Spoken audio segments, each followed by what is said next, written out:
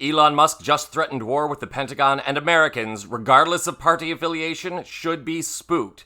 This is very serious, people. Welcome to Occupy Democrats. I'm David Reddish. Here at Occupy Democrats, we hate to be the bearers of bad news, especially when it involves Elon Musk. If the very mention of his name doesn't make your teeth hurt by this point, consider yourself lucky. Or stupid. We'll let you figure out which one on your own. Musk, of course, has found second life as the head of Doge, in which the Trump administration has granted him unfettered access to government records, national secrets, and the ability to dissolve entire agencies. Courts have pushed back against Musk's authority. For one thing, he's not an elected official or an officer confirmed by the Senate. He's also never even undergone background checks.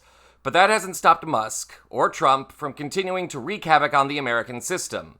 All this as questions have begun to rise over Musk's mental health and drug use. In case you missed it, check out this Atlantic story about the long-term effects of ketamine, Musk's self-proclaimed drug of choice.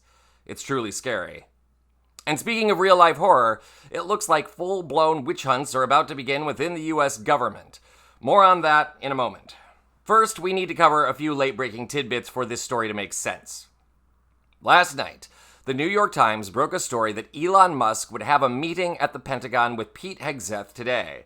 And, well, we'll let Rachel tell you. This is how we first heard. Take a look. Governor, since we've been on the air tonight, a story has broken in the New York Times, and it has broken since I have been on the air, and so I'm not fully read in on this, but I know that you've at least seen the headline, and I want to ask you just for your reaction to this. It's a pretty shocking story. The headline is, Musk, meaning Elon Musk, set to get access to top secret U.S. plan for potential war with China. The lead is this: the Pentagon is scheduled tomorrow, Friday, to brief Elon Musk on the U.S. military's plan for any war that might break out with China. One official confirming to the Times that Musk is to be at the Pentagon on Friday, but offering no details. Mr. Musk, of course, has extensive financial interests in China, and so this, I think, is raising lots of alarm bells for a lot of different people.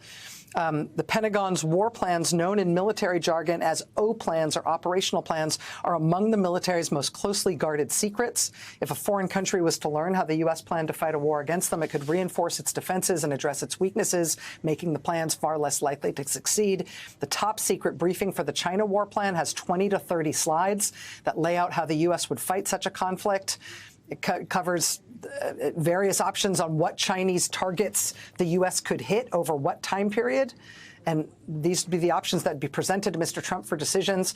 For some reason, they've decided to show Elon Musk this level of detail about a potential war with China while he operates the largest car factory, I believe, in China, and has immense financial interest in that country and contacts with that country's government that he has not disclosed to the U.S. as part of maintaining his security clearance. I just got to get your reaction to that, sir.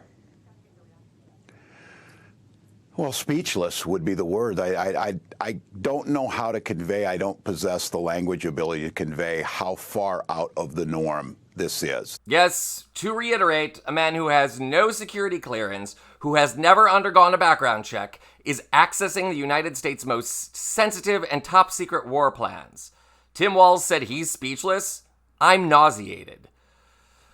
Of course, this morning, Trump went into his characteristic social media tirades about how the New York Times is failing and the story is false. He also said this in the Oval Office. I don't want to show it to anybody. You know, you're talking about a potential war with China. Now, I deal with these people all the time, and I'm dealing with Pete. I'm dealing with these gentlemen on numerous different airplane purchases, and I think they're all going to be great. But I don't want other people anybody seeing potential war with China. We don't want to have a potential war with China, but I can tell you if we did, we're very well equipped to handle it. But I don't want to show that to anybody. But certainly you wouldn't show it to a businessman who is helping us so much. He's a great patriot. He's paying a big price for helping us cut costs, and he's doing a great job. He's finding tremendous waste, fraud, and abuse. But I certainly wouldn't want, Elon has businesses in China, and he would be susceptible perhaps to that. But it was such a fake story. The New York Times is just as fake as CNN and MSDNC. Doesn't that just make you feel better? Nothing to see here, right? And of course, Elon is susceptible to Chinese manipulation, but why would they give him war plans? Trump is susceptible to Russian manipulation, but that hasn't stopped him. In any case, the meeting proceeded with Musk entering the Pentagon for briefings. Isn't it interesting that nobody is saying what the briefing will actually entail, just that it's not about China? Right. Musk, in a move just as vindictive as his boss, also posted this to Twitter. "The New York Times is pure propaganda. Also, I look forward to the prosecutions of those at the Pentagon who are leaking maliciously false information to the New York Times. They will be found." So now Musk and Trump are vowing vengeance on the New York Times. In another Trump social media post, he vowed revenge on the Times, as well as CNN and MSNBC.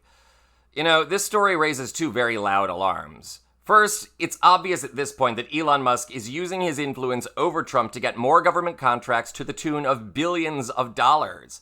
For example, he's canceling contracts with companies like Verizon so his own company, Starlink, can take over their deal. He's also doing his best to cripple agencies like the Social Security Administration so his companies can pick up the slack. That's not cutting waste, it's cronyism.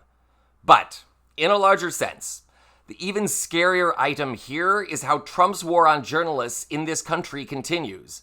After banning respected, nonpartisan outlets like the Associated Press from Oval Office and Air Force One briefings, Trump has replaced them with non-news outlets like Newsmax or OAN, which are little more than Republican propaganda machines.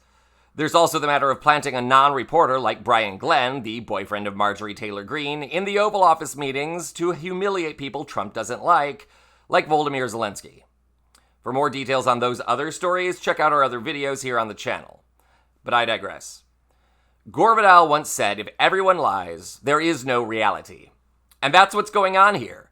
Trump wants to overload the media with his wacky behavior while blocking real journalists from covering and explaining his most dangerous policies, and he's even targeting them by name. This morning, Trump vowed vengeance on Maggie Haberman, a New York Times journalist that has written articles critical of his policies and exposed his illegal actions. That, along with Musk's vow of revenge, should have the American people, not just journalists, angry and nervous. Once upon a time in this country, we had a vibrant democracy thanks to journalists who cut through the noise and educated the public on issues vital to the survival of the republic. It's telling that Trump has declared war on the press. He doesn't want a functioning democracy. He wants to be a king surrounded by his kleptocrat friends like Elon Musk and Jeff Bezos. Regardless, count on us here at Occupy Democrats to keep the real stories coming, to cut through the noise of this gong show administration and bring you the real facts. Our democracy depends on it. I'm David Reddish.